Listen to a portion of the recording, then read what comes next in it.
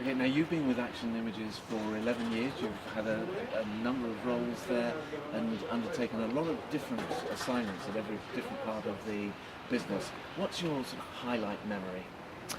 Um, every day's a highlight, really. I know that's a bit of a cliche, but I generally love working in sport. I love what I do. I came into the industry just wanting to work in sport. I did a sports science degree and wasn't really sure what I was going to do with that, but managed to find a job pretty much out of university which revolved around sport, and sort of carved out a niche in terms of the sporting market for the agencies I've worked for. Coming across to Action Images, we were a very small independent agency 11 years ago, very successful in the sporting industry, but still very small. And we were bought by Reuters 7 years ago, so Reuters acquired Action Images wholly as an agency. We've still kept the Action Images identity, but we have the power of Reuters, or Thomson Reuters, behind us now, to give us the global scale of our business. So I think the highlight for me is seeing that transition from independent into a global powerhouse of sport, if you like, almost overnight, and trying to adapt to the changes.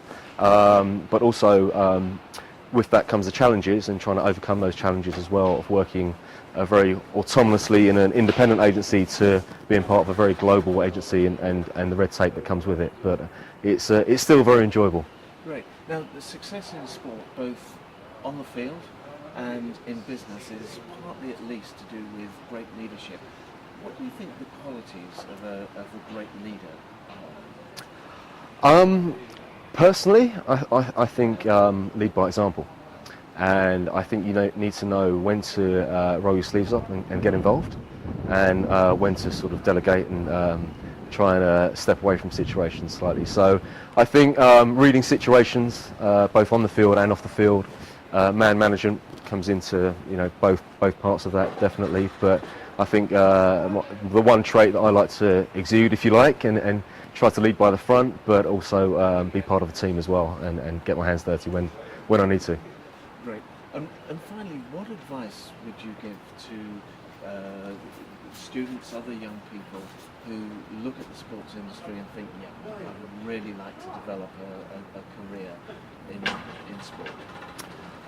I think be tenacious. If you want to work in some industry, even if it's sport, wherever you feel your allegiance lies, go after it, and keep knocking at those doors, and show that you're motivated, you're willing, you have a can-do attitude, and just be interested in what you want to do. You've got to do it for a long time.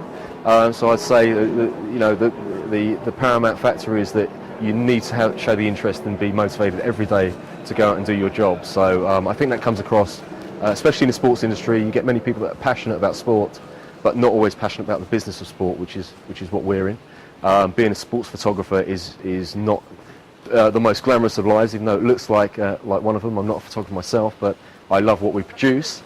But the guys that actually take our imagery actually have they're out there every weekend.